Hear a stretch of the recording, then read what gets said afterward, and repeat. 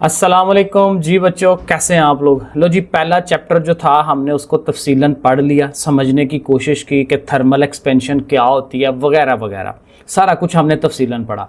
अब हमने क्या करना है, एक्सरसाइज करनी है। और एक्सरसाइज के जो सवाल हैं एमसीक्यूज़, पहले एमसीक्यूज़ है ना, उसके बाद शॉर्ट क्वेश्चन है, उसके बाद कंस्ट्रक्टेड रिस्पांस है। लॉन्ग रह जाएंगे, लॉन्ग फिर हम निशान लगा लेते हैं, लेकिन ये तीन चीज़ें आज वाली वीडियो में हम करेंगे।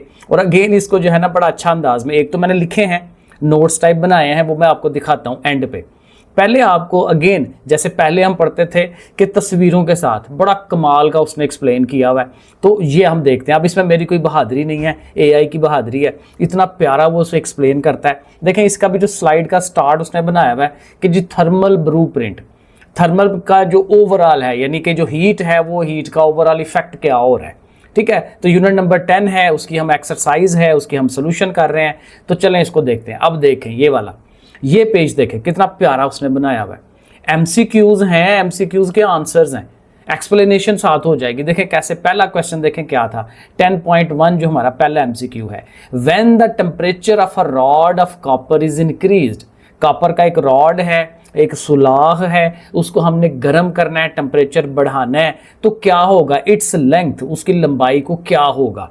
डेफिनेटली उसकी लंबाई इंक्रीज करनी है, यही हमने शुरू में पढ़ा था, क्योंकि लेंथ में भी एक्सपेंशन थी ना, जो लीनियर एक्सपेंशन थी वो हमने पढ़ा था कि लंबाई में इजाफा हो जाता है जब चीज़ को गर्म किया जाता है। तो देखें इसका जो बी ऑप्शन है इंक्रीज वाला, वो हम इसको टिक कर लेंगे। ठीक हो गया। अब देखें सेकंड वाला, the amount by which unit length of a material, यानी कितनी अमाउंट होगी किसी यूनिट लेंथ, किसी मटेरियल की, किसी चीज़ की इंक्रीज, वो बढ़ जाए, when the temperature is raised to 1 degree centigrade, जब उसका टेम्परेचर 1 डिग्री सेंटीग्रेड बढ़ा दिया जाए, तो is called the coefficient of. अब ये कौन सा कोएफिशिएंट है, लीनियर एक्सपेंशन, क्योंकि देखें यहाँ बात हुई है लेंथ की, लंबाई में इजाफा हो जाए। ये ओवरऑल डेफिनेशन है, वो जो हम अल्फा पढ़ते थे, अल्फा था ना उसके अंदर कि Q is equal to alpha L nought और डेल्टा टी, वो पहली जो इक्वेशन हमने पढ़ी थी लीनियर एक्सपेंशन की, कोएफिशिएंट ऑफ लीनियर एक्सपेंशन की, तो ये वो वाली उसकी डेफिनेशन है। तो यहाँ पे लीनियर का कहाँ से पता चलेगा, लेंथ से, लंबाई से, कि लंबाई में इजाफा हो रहा है, वॉल्यूम में नहीं, लंबाई में, लेंथ में, तो वो लीनियर है, लेंथ लीनियर, ये आपने याद रखना है। नंबर 3 कहता है what does a liquid turn, एक लिक्विड किस शक्ल में चला जाता है, वंस इट इज इवेपोरेटेड, जब इसको इवेपोरेट कर लिया जाता है, बुखारात बन लिए जाते हैं, तो जाहिर है वो गैस की शक्ल में जाता है, तो इसका आंसर जो है वो गैस होगा, ए वाला ऑप्शन गैस, क्योंकि इवेपोरेशन जब होनी है तो गैस की हालत ही बनती है ना, तो ये वाला। फिर 10.4 में देखें, विच प्रॉपर्टी, कौन सी प्रॉपर्टी जो है डिटरमाइंस, बताती है, how much heat a solid can absorb, कि कितनी हीट कोई सॉलिड अपने अंदर जज़ब कर सकता है, before its temperature change significantly, इससे पहले कि उसका टेम्परेचर बढ़े। अब ये हमने पढ़ा था कि ये फेज चेंज जहाँ पे होता है, तो वहाँ पे वो क्या थी, स्पेसिफिक हीट कैपेसिटी, कि उसके अंदर अपने अंदर हीट को एब्जॉर्ब करने की कैपेसिटी कितनी है, अपनी हालत को, शक्ल को चेंज किए बगैर उस हालत के अंदर अभी चेंज आ रही होती है। ठीक है, तो वो उसको हम कहते हैं स्पेसिफिक हीट, वो हमने पढ़ा था। और 10.5 में हाई टेम्परेचर सुपर कंडक्टर्स, जैसे एंड पे हमने चैप्टर के एंड पे सुपर कंडक्टर पढ़े थे ना, तो कहता है एक ऐसा सुपर कंडक्टर जिसका टेम्परेचर हायर होता है। वैसे नॉर्मली क्या होता है कि आपको टेम्परेचर बहुत ज़्यादा डाउन करना पड़ता है किसी भी चीज़ का, उसको सुपर कंडक्टर बनाने के लिए। तो यहाँ पे जो कौन सी चीज़ है जिसका टेम्परेचर हाई पे ही वो सुपर कंडक्टर बनता है, तो यहाँ हमने उसकी एग्जांपल पढ़े थी सिरामिक्स। सिरामिक्स का वो 145 समथिंग था, 140 के राउंड अबाउट था केल्विन, तो इतना किसी का भी नहीं होता। बाकी लेड का, चीज़ों का, वो बहुत थोड़ा थोड़ा था, ये हमने पिछले लेक्चर में पढ़ा था। तो ये 5 एमसीक्यूज, ठीक है, इतने प्यारे से करके हमने बना लिए। अब इस देखें शॉर्ट क्वेश्चंस। अब देखें अगेन, ये यहाँ से याद करने का नहीं है, यहाँ से मैं आपको सवाल चीज़ें समझा रहा हूँ, वो याद करने के लिए लहदा से भी आपको दे दूंगा। वो बाज़ का होता है ना बच्चों को कि ये क्या करवा रहे हैं, भाई यहाँ से समझ भी तो देखनी है ना आपने, आप नया मेथड भी लगाएं, समझें चीज़ को, फिर याद करना तो याद तो रट्टा ही मारना है ना। तो वो क्या है, कितना की याद, वो उसमें मसला है, याद किया, उसको लिख के देखा तो तैयार हो जाता है। अब देखें जो पहला शॉर्ट क्वेश्चन है, क्या उसने पूछा है, व्हाट फैक्टर्स, कौन से फैक्टर्स हैं, कौन सी चीज़ें हैं, इन्फ्लुएंस, जो मुतासर करती हैं the thermal expansion of solid, solid का जो थर्मल एक्सपेंशन होती है।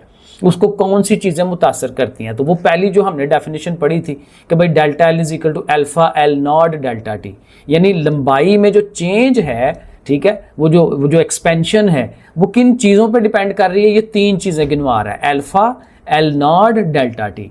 अल्फा क्या था, नेचर ऑफ द मटेरियल है, बेसिकली इसका क्या नाम रखा था, coefficient of linear expansion. Alpha जो है कोएफिशिएंट ऑफ लीनियर एक्सपेंशन है। तो पहला नंबर 1 पॉइंट इसके आंसर में क्या लिखेंगे, कोएफिशिएंट ऑफ लीनियर एक्सपेंशन, और उसका दूसरा नाम नेचर ऑफ द मटेरियल है, क्योंकि नेचर मटेरियल की नेचर पर डिपेंड करती है। ये तफसीलन पढ़ा था।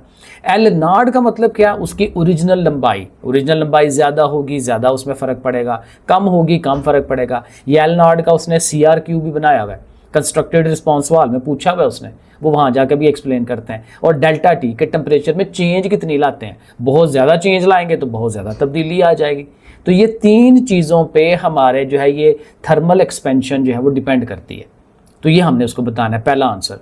नंबर 2 कहता है how do different materials exhibit, कहता है जो मुख्तलिफ मटीरियल होते हैं वो कैसे शो कराते हैं वेरिंग थर्मल एक्सपेंशन बिहेवियर, कि भाई मुख्तलिफ चीज़ों का मुख्तलिफ बिहेवियर कैसे होता है।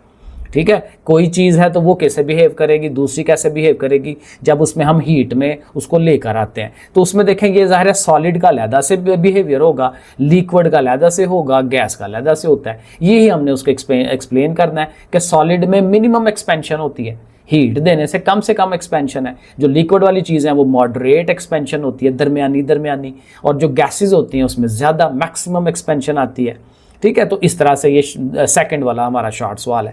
प्रॉपर वर्डिंग मैं भी आपको दिखा देता हूँ। अब देखें, ये बड़ा मज़े का उसने बनाया है, क्योंकि यहाँ पे ये जो हमारा शॉर्ट क्वेश्चन नंबर 2 और 5 वाला है ना, इसमें उसने डेफिनेशनें पूछी हुई हैं। 2 में पूछा हुआ है लेटेंट हीट ऑफ फ्यूजन क्या होती है, और 5 वाले में पूछा हुआ है लेटेंट हीट ऑफ वेपोराइजेशन क्या है। तो ये प्रॉपर जो हमने पीछे डेफिनेशनें याद की थी वही हमने लिख देनी है, और साथ उनकी इक्वेशनें लिख देनी है। ये जो लेटेंट हीट ऑफ फ्यूजन थी उसका ये फार्मूला था ना, Q is equal to MLF। ये जो LF होता है ये लेटेंट हीट ऑफ फ्यूजन है। ठीक है, तो ये क्या है, मोटा सा देखें, एनर्जी टू कन्वर्ट, ये बेसिकली क्या होती है, एनर्जी है, ताकत है, to convert 1 kg of solid, 1 kilo solid को कन्वर्ट करना है into liquid state melting point पे जाके। ठीक है, तो ये उसकी डेफिनेशन है। और जो वेपोराइजेशन है उसमें वेपोराइजेशन के काम पे ऊपर आ रहा है जब आपने उसको बॉयल करना है। ठीक है, energy to change 1 kg of liquid, 1 kg of liquid into gas, liquid को गैस में कन्वर्ट करना है, इसीलिए तो वेपोराइजेशन है। ठीक है, एट इट्स बॉइलिंग पॉइंट, और इसकी equation Q is equal to MLV हो जाएगी। तो ये हम दोनों एक वर्डिंग लिखेंगे, साथ उसकी नीचे वो जो मैथमेटिकल है वो लिखेंगे, तो वो आंसर्स बन जाएंगे। तो ये हमारे ये दो हैं, 10.2 वाला शार्ट और 10.5 वाला शार्ट। पीछे हमने जो किया था 10.1 वाला किया और 10.3 वाला किया, क्योंकि उनका आपस में जोड़ बनता है ना, इसलिए उनको उसने अलग-अलग किया है। और उसके बाद जो है एक सवाल ये वाला 10.4 वाला कहता है हाउ डज इवेपोरेशन, ये जो इवेपोरेशन है, ये जो बुहारात बन के निकलते हैं तो वो क्या करती है, टू कूलिंग प्रोसेस, ये जो ठंडा होने का अमल है उसमें कैसे वो कंट्रीब्यूट करती है एवरीडे लाइफ के अंदर। तो ये हमने उस टाइम तफसीलन पढ़ा था कि इसमें क्या होता है कि जब कोई गर्म ही जो होती है चीज़, उसके जो ज़्यादा एनर्जी वाले मॉलिक्यूल्स हैं वो बाहर निकल जाते हैं। तो जब ज़्यादा एनर्जी वाले मॉलिक्यूल्स बाहर निकल जाएंगे तो पीछे लो एनर्जी वाले मॉलिक्यूल्स रह जाएंगे, और लो एनर्जी वाले, लो काइनेटिक एनर्जी वाले, दैट मीन्स कि वो ठंडे होते हैं, क्योंकि गर्म होना ठंडे होना एनर्जी पे डिपेंड करता है। ज़्यादा एनर्जी वाले चले गए, पीछे लो एनर्जी वाले रह गए, सुगड़ के बैठ के, उनकी ठंडक हो जाएगी, वो ज़्यादा मूव नहीं करते, एंड सो ऑन। ये हमने बताना है। तो ये देखें 3 स्टेप, एस्केप कौन कर रहा है, हाई एनर्जी मॉलिक्यूल्स बाहर निकल रहे हैं, पीछे कौन रह गए, जिनके लोअर एनर्जी मॉलिक्यूल्स हैं, और वो फिर उनसे कूलिंग इफेक्ट बनता है। तो ये भी वर्डिंग मैं अभी आपको दिखाता हूँ। और एक सवाल, अब ये यहाँ से अब शार्ट सवाल खत्म हो गए, अब यहाँ पे है CRQ, कंस्ट्रक्टेड रिस्पॉन्स वाले, जिनको हम कंसेप्चुअल सवाल कहते हैं। अब पहला जो कंसेप्चुअल वो पूछ रहा है कि वाई डू ब्रिजेस, कहते हैं ये जो ब्रिजेस हैं क्यों एक्सपेंशन जॉइंट, उनमें ये वाले जो जॉइंट हैं वो क्यों यूज़ किए जाते हैं, जबकि बट ग्लास जार, ये जो ग्लास के जार होते हैं, शीशे का जो ऊपर ढकना होता है, उस ढकने के लिए वहाँ पे हम लिड के लिए ये क्यों नहीं यूज़ करते, वहाँ पे हमें एक्स्ट्रा काम क्यों नहीं करना पड़ता। तो उसके लिए बड़ा सिंपल सा आंसर है कि ये जो कंस्ट्रक्शन है ना, ये बहुत बड़ी चीज़ है। अब बड़ी चीज़ है तो अगेन देखें, ओरिजिनल लेंथ पे कहा था ना डिपेंड करता है एक्सपेंशन, तो ओरिजिनल लेंथ ही बहुत बड़ी है। तो जब इसको हीट मिलनी है तो इसमें जो चेंज आनी है वो काफ़ी सिग्निफिकेंट होनी है, जो नज़र आनी है को काफ़ी ज़्यादा होगी। तो उसको बचाने के लिए फिर वो टूट फूट का अमल होगा, तो उसको बचाने के लिए फिर हमें ये जॉइंट लगाने पड़ते हैं। लेकिन ये जो जार है, मेटल का जार ऊपर ढकना है, तो वो तो छोटा सा तो ढक्कन है, वो कितना भी हीट हो जाएगा, कितना का फ़र्क पड़ जाएगा उसमें, क्योंकि उसकी ओरिजिनल लंबाई, उसकी ओरिजिनल वॉल्यूम थोड़ा है। ठीक है, तो यही चीज़ हमने उसके आंसर में देनी है। ठीक है, वो आगे चलते हैं। अच्छा, 10.2 वाला जो सवाल है वो क्या कहता है, CRQ, if two liquids are heated equally, कहता है दो लिक्विड हैं आपके पास, एक लेट्स सपोज अल्कोहल है या ऑयल है, कुछ और चीज़ है, और एक तरफ पानी है। तो कहता है दोनों लिक्विड्स को आपने हीट करना है इक्वली, एक जैसा टेम्परेचर देना है, but one heats up faster, लेकिन एक ज़्यादा जल्दी गर्म हो जाता है। व्हाट डज दिस इंडिकेट, तो इसका क्या मतलब है? अब इसका बड़ा सिंपल सा मतलब है कि दोनों की नेचर में फ़र्क है, दोनों का जो अल्फा है वो डिफरेंट है, उनके अंदर हीट को एब्जॉर्ब करने की कैपेसिटी डिफरेंट है। तो देखें यहाँ पे नीचे लिखा हुआ है द लिक्विड हीटिंग फास्टर, वो लिक्विड जो हीट फास्ट करता है, has a lower specific heat capacity, उसकी जो स्पेसिफिक हीट कैपेसिटी है वो कम है। पिछले लेक्चर्स में आपने समझा था कि वो जल्दी गर्म हो जाता है, जल्दी ठंडा भी हो जाता है। जैसे ज़मीन के मुकाबले में पानी की ज़्यादा होती है, वो ज़्यादा अपने अंदर एब्जॉर्ब करता है, ज़मीन जल्दी गर्म भी हो जाती है, जल्दी ठंडी भी हो जाती है। तो इनकी जो स्पेसिफिक हीट कैपेसिटी है वो कम है, यानी जो ज़्यादा जल्दी गर्म हो रहा है उसकी स्पेसिफिक हीट कैपेसिटी कम है, ये हमने उसको बताना है, दूसरे की ज़्यादा है, और वो आप डेफिनेशन उसके साथ दे दें। और तीसरा जो ये जो कंस्ट्रक्टेड रिस्पॉन्स सवाल पूछता है वो कहता है why does a liquid evaporate faster when the air is dry, अपने इर्द गिर्द अगर हवा खुश्क है, उसमें नमी नहीं है, तो वो जो लिक्विड है वो ज़्यादा जल्दी क्यों इवेपोरेशन करता है? तो उसकी बड़ी सिंपल सी रीज़न है कि जब उसके मॉलिक्यूल्स बाहर निकलने हैं इवेपोरेट करके गैस की शक्ल में, तो उसको बड़ी जगह मिलनी है, क्योंकि खुश्क है, उसके अंदर तो पानी है ही नहीं है, तो वो बड़े आराम से डिफरेंट जगहों पे आ जाएगा, तो ईजिली इवेपोरेशन होएगी। लेकिन अगर पहले से ही नमी है, ह्यूमिडिटी है, ड्राइनेस ख़त्म हो गई हुई है, जिसको ह्यूमिड एयर कहते हैं, अगर वो ह्यूमिड एयर है तो पानी के मॉलिक्यूल्स पहले ही अंदर मौजूद हैं, ऊपर स्पेस पे, उसकी जगह के ऊपर, तो जब नीचे से वो पानी के अंदर से इवेपोरेशन होके आना है तो उनको जगह ही नहीं मिलनी, वेपर प्रेशर बढ़ जाना है ऊपर से, तो वो बेचारे फिर नीचे ही रहेंगे, कम जाएंगे ऊपर, तो इसलिए जो है वो कम हो जाएगी। तो ड्राइनेस की वजह से इवेपोरेशन ज़्यादा होती है, तो ये हमने उसको आंसर देना है। वो वर्डिंग में आपको दिखा देता हूँ, और ये भी बड़ा कमाल का सवाल, और देखें अगेन वही उसने डायग्राम भी बता दी। कहता है क्वेश्चन क्या है, व्हेन आइस मेल्ट, जब आइस मेल्ट होती है, पिघलती है, the temperature does not increase, temperature नहीं बढ़ता उसका, अगर आप हीट देते भी जाते हैं, तो वेयर डज द एनर्जी गो, तो एनर्जी कहाँ जाती है? तो अगेन हम यही बताएंगे कि वो जो एनर्जी जा रही है वो उसके इंटरमोलेकुलर जो उनके दरमियान फोर्सेस ऑफ अट्रैक्शन है उनको ख़त्म करने के लिए इस्तेमाल हो रही है, वो सॉलिड की, क्योंकि आइस सॉलिड है, तो आइस को पिघलाने के अंदर दौरान जो है ये सारी हीट जो है वो यूज़ हो रही है। तो ये सारा है इस तरह से। अच्छा, ये क्वेश्चन भी इस तरह से हम इसको आंसर करेंगे। नीचे वैसे ये लिखा भी हुआ है, लेकिन प्रॉपर अलहदा से लिखा हुआ है, वो वहाँ से याद करने के लिए वहाँ से हम करेंगे, ये समझने के लिए है। अच्छा, अब आगे एक सवाल, ये भी बड़ा कमाल का क्वेश्चन उसने किया हुआ है। कहता है ये जो हमारी तारें होती हैं, ठीक है, ये जो इलेक्ट्रिकल वायर्स हैं जो खंभों से आ रही हैं, तो आप देखेंगे कि उनको बिल्कुल तन के नहीं रखा होता, उनमें थोड़ी सी झोल होती है। ठीक है, तो वो कहते हैं ये झोल गर्मियों में जो है वो झोल ज़्यादा क्यों हो जाती है और सर्दियों में वो बिल्कुल सीधी क्यों हो जाती हैं? ठीक है, तो उसमें फ़र्क फिर वही आ जाता है। ये देखें सवाल पहले पढ़ लें। Why do electrical transmission wire, ठीक है, इलेक्ट्रिक बिजली की ट्रांसमिशन की जो वायर्स हैं, तारें हैं, सैग इन समर के अंदर, गर्मियों के अंदर सैग कर जाती हैं, ये झूल जाती हैं, नीचे की तरफ हो जाती हैं, एंड टाइटन इन विंटर, और विंटर में टाइट क्यों हो जाती हैं? तो उसके लिए सिंपल सा रीज़न ये है कि high summer temperature increases the kinetic energy of the metal atoms, कि उसके जो एटम्स हैं उनकी काइनेटिक एनर्जी बढ़ जाती है, वो एक्सपैंड करते हैं, चीज़ों को लंबा कर देते हैं, तो लंबा करेंगे उनकी लंबाई बढ़ेगी तो वो नीचे की तरफ झूल जाएंगी, और सर्दियों में जो है वो उनकी हीट निकल जाती है उनके अंदर से, वो अपने आप को कॉन्ट्रैक्ट करते हैं, तो कॉन्ट्रैक्ट करके वो हमें जो है वो सीधी होती हुई नज़र आती हैं। तो इस तरह से करके हमने इसका आंसर देना है, और दैट्स इट। ये सारे हमारे आंसर्स हो गए। अब जो मैंने लिखा हुआ है वो मैं आपको एक दफ़ा दिखा देता हूँ, वो आपने याद कर लेना है। अब देखें ये हमारे सामने है जो मैंने लिखा हुआ। अब इसमें देखें पहले तो वो उसने MCQs हल किए हुए हैं, ठीक है, तो MCQs में देखें ना आंसर्स लिखे हैं, तो मैंने आपको समझा दिया कि किसका क्या आंसर है। 10.1 वाले का B आंसर है, इंक्रीज होता है। 10.2 वाले का C आंसर है, लीनियर एक्सपेंशन है। 10.3 वाले का D आंसर है, बोथ A और B वो आने हैं।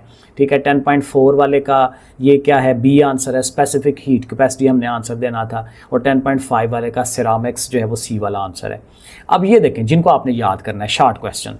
तो पहला वही था ना, what factors influence the thermal expansion, कौन सी चीज़ें मुतासर करती हैं। तो देखें हम लिखेंगे expansion depend on the initial length L not, ठीक है, ऐसे जुमला बनाएंगे, expansion depends on the initial length L not, the change and, अब नंबर 1 पॉइंट ये हुआ ना, नंबर 2 होगा the change in temperature delta T and the materials nature, यानी कि coefficient of alpha, coefficient alpha कह दें। तो इनको ऐसे ही जुमला बना के लिखें या 1 2 3 करके लिख लें, एक ही बात है इस तरह से। 10.2 क्या था, what is the latent heat of fusion. तो जो लेटेंट हीट ऑफ फ्यूजन की प्रॉपर डेफिनेशन है, जो मैंने पीछे भी आपको सर्कल करवाई थी, आप याद कर दें, यहाँ पे लिख दें, the heat energy required to convert 1 kg, ठीक है, ये उस तरह की वो डेफिनेशन है। फिर 10.3 में था, how do different material exhibit varying thermal expansion behaviour, उनका बिहेवियर डिफरेंट क्यों होता है डिफरेंट चीज़ों का। तो यहाँ पे हम लिखेंगे expansion varies based on intermolecular forces. ये जो एक्सपेंशन डिफरेंट चीज़ों की डिफरेंट होती है वो किस पे डिपेंड करती है कि उनकी आपस में इंटरमोलेकुलर फोर्सेस कितनी है। सॉलिड की स्ट्रांग होती हैं तो कम एक्सपेंशन होगी, लिक्विड की कम इंटरमीडिएट होती है तो उसकी थोड़ी सी ज़्यादा होगी, और गैसेस की बिल्कुल नहीं होती तो उनकी बहुत ज़्यादा एक्सपेंशन होती है। So gases expand most, gases सबसे ज़्यादा एक्सपैंड करती हैं due to the weak forces, while solid expand least, solid कम से कम एक्सपैंड करते हैं because their atoms are tightly arrange in regular pattern. तो ये करके हम इसका आंसर दे देंगे। और 10.4 है, how does evaporation contribute to cooling process, वो हमने, तो during evaporation high energy molecule escape, पहला पॉइंट यही बताएंगे कि इवेपोरेशन के दौरान हाई एनर्जी मॉलिक्यूल एस्केप कर जाते हैं, निकल जाते हैं, leaving behind cooler low energy molecule, पीछे कौन रह जाता है, लोअर एनर्जी मॉलिक्यूल। अब प्राइम एग्जांपल इज स्वेटिंग, उसके एग्जांपल भी साथ हम दे रहे हैं कि जो स्वेटिंग होती है उसमें यही होता है, विच कूल्स द ह्यूमन बॉडी। तो देखें बड़ा बेहतरीन आंसर है उसका। और 10.5 है, what is the latent heat of vaporisation. तो ये भी जाहिर है आपने लेटेंट हीट ऑफ वेपराइजेशन की प्रॉपर एक जो डेफिनेशन है वो आपने दे देनी है, और साथ उसका फार्मूला भी दे देना है, क्योंकि उसने कहा हाउ इट इज़ कैलकुलेटेड। तो Q is equal to MLV, वो आपने दे देना है उसको, ठीक है, इस तरह से करके। ये MLV है, V नीचे करके लिखते हैं, डेफिनेशन और साथ उसका फार्मूला। अब ये जो कंस्ट्रक्टेड रिस्पॉन्स वाले हैं उनकी प्रॉपर जो वर्डिंग है वो आप देख लें, ठीक है। इसको मैं ये सीधा कर देता हूँ।